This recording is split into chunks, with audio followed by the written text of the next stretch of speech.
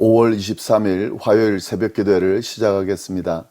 사도신경을 고백하시고 찬송가 304장을 부르신 후에 하나님의 말씀을 함께 나누겠습니다. 오늘 하나님께서 저희에게 허락하신 말씀은 사무엘하 21장 1절부터 14절까지의 말씀입니다. 다윗의 시대에 해를 거듭하며 3년 기근이 있으므로 다윗이 여호와 앞에 간구하매 여호와께서 이르시되 이는 사울과 피를 흘린 그의 집으로 말미암음이니 그가 기브온 사람을 죽였음이니라 하시니라. 기브온 사람은 이스라엘 족속이 아니요 그들은 아모리 사람 중에서 남은 자라. 이스라엘 족속들이 전에 그들에게 맹세하였거늘 사울이 이스라엘과 유다 족속을 위하여 열심히 있으므로 그들을 죽이고자 하였더라. 이에 왕이 기브온 사람을 불러 그들에게 물으니라. 다윗이 그들에게 묻되 내가 너희를 위하여 어떻게 하랴? 내가 어떻게 속죄하여야 너희가 여호와의 기업을 위하여 복을 빌겠느냐 하니 기브온 사람이 그에게 대답하되 사울과 그의 집과 우리 사이의 문제는 은금에 있지 아니하오며 이스라엘 가운데에서 사람을 죽이는 문제도 우리에게 있지 아니하니이다 하니라.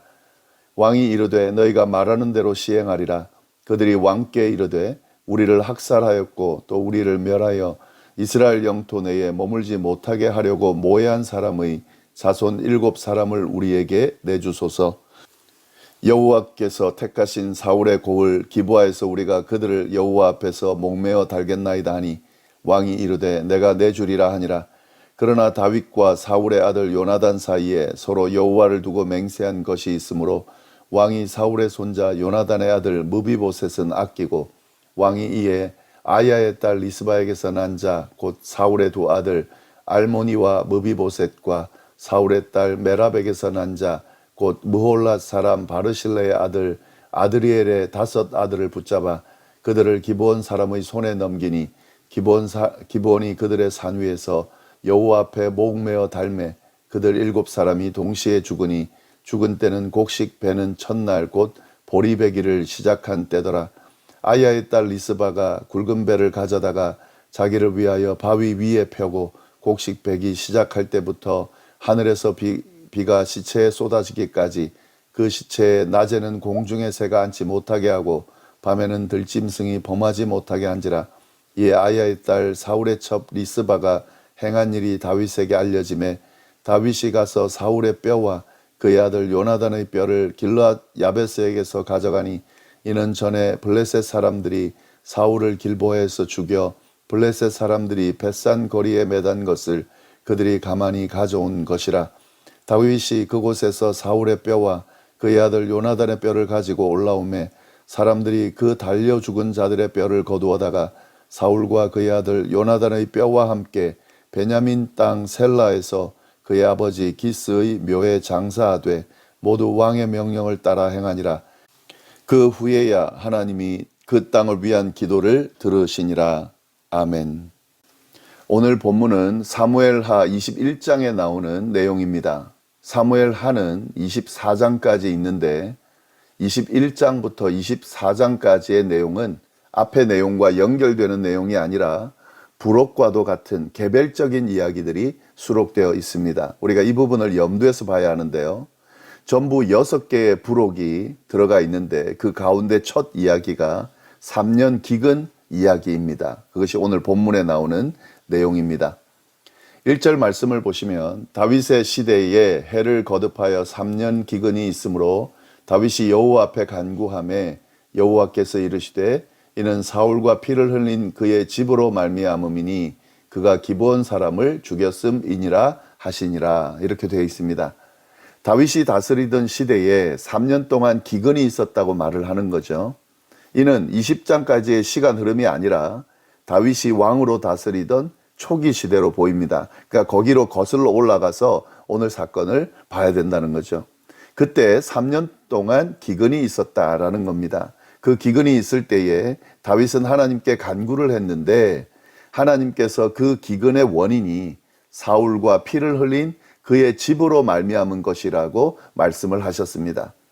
그리고 그 구체적인 내용을 이야기하는데요. 사울이 기브온 사람을 죽였기 때문이다 라고 그 이유를 분명하게 언급하고 있습니다. 그러면서 어떤 사건이었는지 2절 말씀에 자세하게 나오는데요. 기브온 사람은 이스라엘 족속이 아니요 그들은 아모리 사람 중에서 남은 자라. 이스라엘 족속들이 전에 그들에게 맹세하였거늘 사울이 이스라엘과 유다 족속을 위하여 열심히 있으므로 그들을 죽이고자 하였더라. 이에 왕이 기브온 사람을 불러 그들에게 물으니라. 기브온 사람들은 이스라엘 족속이 아니라 이방 족속이었는데요. 그들은 가나안 사람인 아모리 족속 중에서 남은 자들입니다. 그래서 그 전에 이스라엘 사람들이 그들을 살려주겠다고 맹세를 했지만 사울이 그 맹세를 어기고 이스라엘과 유다를 향한 열심히 지나쳐서 그들을 죽였다 하는 내용인데요. 이 부분을 좀 더 구체적으로 설명해 보면은요. 여호수아 때에, 그러니까 이스라엘 사람들이 가나안 땅에 들어가서 땅을 정복해 나갈 때 기브온 사람들이 여호수아를 찾아왔습니다. 그러면서 뭐라고 그랬냐면 자신들은 가나안 사람들이 아니고 아주 먼 지역에서 거주하는 민족인데 이 지금 여기에 와 있다라고 속이면서 이스라엘과 평화 조약을 맺었습니다. 그러면서 이스라엘 중에 나무를 패며 물을 기는 일을 하는 그런 역할을 하면서 합법적으로 이스라엘 가운데 가나안 땅에 거하는 권한을 가지게 됐거든요. 여호수아가 나중에 이 기브온 사람들이 거짓말을 한 것을 알게 됐지만 여호와의 이름으로 맹세했기 때문에 그들을 쫓아내지 못하고 함께 했습니다.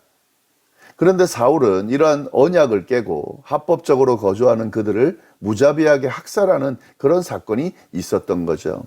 그래서 기브온 사람들이 원한을 맺고 이 원한으로 인해서 이스라엘 땅에 3년 동안 기근이 들었다 하는 겁니다. 여기서 우리가 볼 수 있는 것은 하나님께 맹세한 내용을 지킨다는 것이 얼마나 중요한지를 우리가 깨닫게 됩니다. 여호수아가 기브온 사람들의 속임에 넘어갔음에도 불구하고 하나님께 맹세한 내용을 지켰는데 그 맹세와 언약의 내용을 사울은 중요하게 생각하고 지키지 않고 있다는 거죠. 그래서 그로 인해서 잘못된 어떤 결과가 나타난다는 것을 오늘 말씀을 통해 분명히 드러내고 있습니다. 다윗은 이런 잘못된 부분을 바로 잡으려고 하는데 3절 말씀입니다.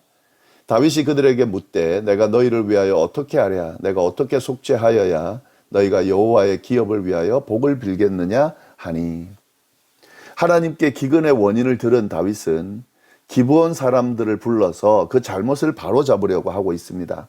다윗은 기브온 사람들을 불러 어떻게 속죄하면 되겠느냐고 물어봅니다. 어떻게 속죄하면 원망이 아니라 하나님의 기업을 위해 복을 빌어줄지를 물어봅니다. 여기서 또 다윗의 탁월함이 또 드러나죠. 하나님께 맹세한 내용을 바로 잡으려고 하는 이 맹세한 내용을 어겼기 때문에 잘못됐다라고 하는 걸 듣자마자 그 잘못을 속죄하려고 하는 이런 왕의 모습을 보입니다. 사울과는 완전히 다른 왕이었다는 것을 또 우리가 여기서도 볼 수가 있습니다. 다윗의 이야기를 들은 기브온 사람들은 그에게 대답을 합니다. 4절 말씀입니다. 기브온 사람이 그에게 대답하되 사울과 그의 집과 우리 사이의 문제는 은금에 있지 아니하오며 이스라엘 가운데에서 사람을 죽이는 문제도 우리에게 있지 아니하니이다 하니라. 왕이 이르되 너희가 말하는 대로 시행하리라. 기브온 사람들은 자신들과 사울 집안과 사이의 이 문제는 은금에 있지 않다고 대답을 합니다. 이 말은 뭐냐면 물질적인 보상으로는 사울이 저지른 학살을 속죄할 수 없다라는 그런 의미입니다. 오늘날도 마찬가지지만 이 당시에는 살인은 살인으로 죽음은 죽음으로 보상하는 그런 관례가 있기 때문에요. 지금 그 이야기를 하고 있는 겁니다. 그런데 이 이스라엘에서 사람을 죽이는 문제가 자신들의 권한이 아니라고 말하면서 이 자신들이 사법권이 없음을 부각시키고 있습니다. 이건 뭐냐면 사울이 흘린 피해 상응하는 처벌을 자기는 어떻게 할 수가 없으니까 다윗이 어떻게 해주기를 바란다라고 말하는 의미를 둘러서 지금 표현하고 있는 겁니다. 자, 그래서 다윗은 구체적으로 말하라고 하면서 그러면 말하는 대로 이행하리라고 이야기를 합니다. 둘러서 이야기한 내용인데 도대체 뭘 원하는지 이야기하라고 그대로 이행할 것이다라고 이야기합니다. 그래서 그들이 대답합니다. 5절 6절 말씀입니다.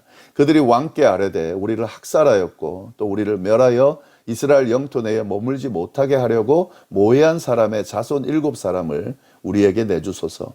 여호와께서 택하신 사울의 고을 기브아에서 우리가 그들을 여호와 앞에서 목매어 달겠나이다 하니 왕이 이르되 내가 내주리라 하니라. 기브온 사람들은 먼저 사울이 자신들에게 저지른 일을 세 가지로 언급을 합니다. 첫 번째는 사울이 실제로 저지른 일인데 그들을 학살했다는 겁니다. 그리고 둘째와 셋째는 사울이 학살하게 된 그 의도가 뭐냐는 것을 이야기해 줍니다. 곧 사울이 이스라엘 땅에 기브온 사람들이 머물지 못하도록 멸절시키려 했다라고 하는 겁니다. 그들은 이러한 사울의 행위에 대한 상응하는 처벌을 요구했습니다. 그게 뭐냐면 사울의 자손 7사람을 처벌할 권리를 달라는 거죠. 그들을 목매어 죽이겠다라고 하는 겁니다. 근데 여기서 우리가 한 가지 짚고 넘어가야 되는 것은요, 이 요구는, 이 기브온 사람들의 요구는 율법에 어긋나는 요구입니다. 무슨 말이냐면 아버지의 죄로 인해서 아들을 죽여서는 안 된다라고 하는 율법이 있습니다. 하나님 주신 율법인데요, 그 율법에 위배되는 요구였습니다. 그런데 다윗은 이 요구를 수용합니다. 왜 이 요구를 수용했는지 자세히 나오지 않지만 어쨌든 받아들이고 있습니다. 그 내용이 7절부터 9절까지의 말씀입니다. 그러나 다윗과 사울의 아들 요나단 사이에 서로 여호와를 두고 맹세한 것이 있으므로 왕이 사울의 손자 요나단의 아들 무비보셋은 아끼고 왕이 이에 아야의 딸 리스바에게서 난 자 곧 사울의 두 아들 알모니와 무비보셋과 사울의 딸 메랍에게서 난 자 곧 무올라 사람 바르실레의 아들 아드리엘의 5 아들을 붙잡아 그들을 기브온 사람의 손에 넘기니 기브온 사람이 그들을 산 위에서 여호와 앞에 목매어 달매 그들 7사람이 동시에 죽으니라. 죽은 때는 곡식 베는 첫날 곧 보리를 베기 시작한 때더라. 다윗이 기브아 사람들에게 내어준 사울의 후손 명단이 지금 언급되고 있는데요, 여기서 나오는 리스바는 사울의 첩이었습니다. 그리고 사울이 죽은 뒤에 아브넬과 간통한 인물입니다. 그의 두 아들 알모니와 무비보셋하고 그리고 무올라 사람 바르실레의 아들 아드리엘이라는 사람과 사울의 딸 메랍 사이에 낳은 5 아들을 내줬습니다. 이렇게 7사람을 내주고 기브온 사람들이 7사람을 처형했습니다. 근데 요나단의 아들 무비보셋만 남겨둔 거예요. 그러니까 지금 무비보셋을 제외하면 사울의 직계 자손은 모두 제거가 된 셈입니다. 이 앞에 나오는 내용 중에 무비보셋이 다윗에게 소개가 될 때에 무비보셋 외에는 사울의 자손이 없다는 식으로 이야기가 되어 있는데, 지금 이렇게 직계 자손이 이렇게 제거되므로 무비보셋이 많이 남았다는 것을 우리가 연결해서 볼 수가 있습니다. 이렇게 해서 이제 기근의 원인을 다 제거하는 그런 이제 일을 행했는데, 이 기근의 원인이 다 제거된 것처럼 보이는데요, 그러나 비는 계속 내리지 않았습니다. 맹세를 어긴 사실을 찾아서 그 부분을 해결한 것처럼 보이지만 여기에 문제가 있었던 거죠. 아까도 말씀드렸지만 다윗이 기브온 사람들의 요구를 결정할 때에 그 요구가 율법에 어긋난 결정이었다라고 하는 사실이고요. 그리고 이런 결정을 할 때 하나님의 뜻을 묻는 부분이 나오지 않습니다. 우리가 항상 이 부분을 잘 봐야 되는데, 다윗은 어떤 결정을 할 때에 하나님의 뜻을 끊임없이 물었습니다. 근데 그런 내용이 안 나온다는 것은 그 뜻을 묻지 않았다는 것을 의미합니다. 다윗도 이런 실수를 계속 반복을 하는데요, 이것도 마찬가지입니다. 율법에 어긋난 결정을 하고 있는 데다가 하나님의 뜻을 묻지 않고 이런 결정을 한 겁니다. 그래서 이 문제가 해결이 된 게 아니죠. 이런 중에 한 사건이 일어납니다. 10절 말씀인데요, 아야의 딸 리스바가 굵은 배를 가져다가 자기를 위하여 바위 위에 펴고 곡식 베기 시작할 때부터 하늘에서 비가 시체에 쏟아지기까지 그 시체에 낮에는 공중에 새가 앉지 못하게 하고 밤에는 들짐승이 범하지 못하게 한지라. 두 아들을 잃은 리스바가 처형된 아들과 조카들의 시신 앞에 바위 위에 굵은 털실로 짠 천을 펴고 자리를 잡은 뒤에 낮에는 새를 쫓고 밤에는 들짐승을 쫓는 그런 사건이 생긴 겁니다. 그러니까 이 지금 아들들과 조카들을 잃은 그 슬픔을 지금 표현하고 있는 거죠. 근데 여기서 우리가 한 가지 보는 것은요, 시체 위에 비가 내릴 때까지 이 리스바가 그렇게 했다고 나옵니다. 이 말은 뭐냐면 처형당한 시신들의 장례가 치러지지 않고 있다는 것을 알려주는 내용입니다. 다윗은 지금 기근의 원인을 제거하기 위해서 앞에서 잘못한 어떤 일들에 대한 그런 잘못을 바로잡는 걸 했지만, 사실 사울 자손들, 그러니까 사울이 아니라 사울의 자손들이죠. 그들을 대하는 이 모습에 있어서 좀 더 포용적이고 그렇게 정말 그들을 받아들이는 행동을 못하고 있는 거죠. 방치해 놓는 거죠. 내버려 두고. 그래서 이러한 여인의 행동을 통해 이게 드러나고 있는 겁니다. 이 여인의 행동이 다윗에게 전해졌습니다. 그 이후의 말씀이 11절부터 14절까지의 말씀입니다. 이에 아야의 딸 사울의 첩 리스바가 행한 일이 다윗에게 알려짐에 다윗이 가서 사울의 뼈와 그의 아들 요나단의 뼈를 길르앗 야베스 사람에게서 가져가니, 이는 전에 블레셋 사람들이 사울을 길보아에서 죽여 블레셋 사람들이 벳산 거리에 매단 것을 그들이 가만히 가져온 것이라. 다윗이 그곳에서 사울의 뼈와 그 아들 요나단의 뼈를 가지고 올라오매 사람들이 그 달려 죽은 자들의 뼈를 거두어다가 사울과 그 아들 요나단의 뼈와 함께 베냐민 땅 셀라에서 그의 아버지 기스의 묘에 장사하되 모두 왕의 명령을 따라 행하니라. 그 후에야 하나님이 그 땅을 위한 기도를 들으시니라.